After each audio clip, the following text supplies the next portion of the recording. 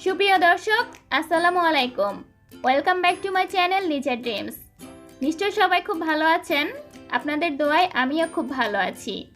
আমার চ্যানেলের একটি স্পেশাল ভিডিও আমি এখন আপনাদের সাথে শেয়ার করব। আজকে আমি আপনাদের সাথে শেয়ার করব আমড়া ভর্তা বা আমড়া মাখানোর রেসিপিটি। সাথে থাকছে ছোটখাটো দুই একটি টিপস। আশা করছি টিপসগুলো থেকে আপনারা উপকৃত হবেন। চলুন তাহলে আমড়া মাখানোর পুরো প্রস্তুত প্রণালী শুরু করা যাক।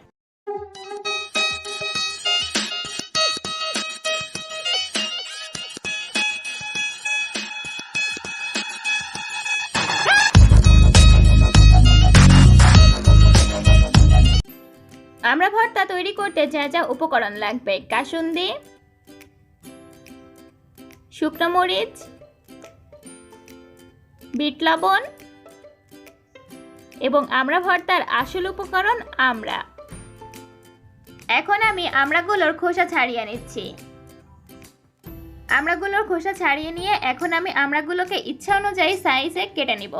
আমড়াগুলোকে কিভাবে কাটতে চান সেটা সম্পূর্ণই নিজের উপর নির্ভর করবে, এখানে ধরা বাঁধা কোনো নিয়ম নেই। আমড়াগুলো আমি স্লাইস করে কেটে নিয়েছি। এখন একটা মিক্সিং বোলে শুকনো মরিচ নিয়ে নিচ্ছি 3টি। শুকনো মরিচগুলো আমি বোটা সহ সামান্য পরিমাণে তেল দিয়ে হালকা ভেজে নিয়েছি। এখন বোটাগুলো ফেলে দিয়ে শুকনো মরিচগুলো একটু ভেঙে নিচ্ছি।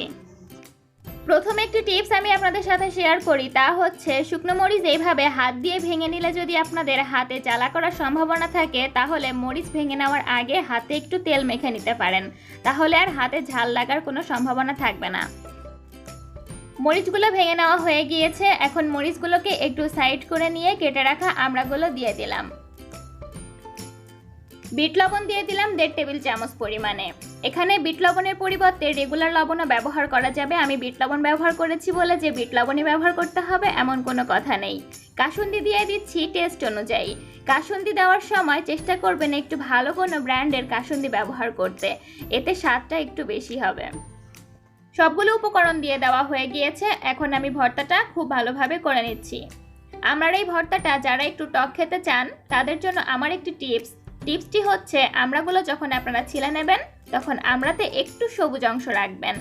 খোসাটা ছাড়ানোর সময় যদি আমড়াতে সবুজ অংশ রেখে খোসা ছাড়ানো হয় তাহলে আমড়া খাওয়ার সময় একটু টকটক ভাব থাকে।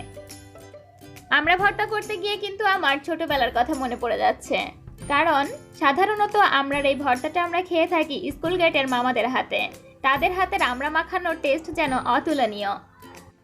স্কুলের টিফিন টাইমে হোক অথবা ছুটির টাইমে হোক, যে কোনো সময়ই হোক না কেন, স্কুল গেটের মামার হাতের এই আমড়া মাখানো কিন্তু খেতেই হবে, কোনোভাবেই মিস করা যাবে না। কিন্তু কি করব বলুন, মিস তো করে ফেলেছি, এখন তো সেটা সম্ভব নয়, তাই সেটা বাসায় তৈরি করে খাওয়ার একটু প্রচেষ্টা। আর আপনাদের সাথেও একটু ভিডিও করে শেয়ার করছি যাতে আপনাদেরও ছোটবেলার কথা মনে পড়ে যায়। আমড়া ভর্তা করা হয়ে গিয়েছে। এখন আমি একটা সার্ভিং ডিশে আমড়াগুলো সার্ভ করে নিচ্ছি।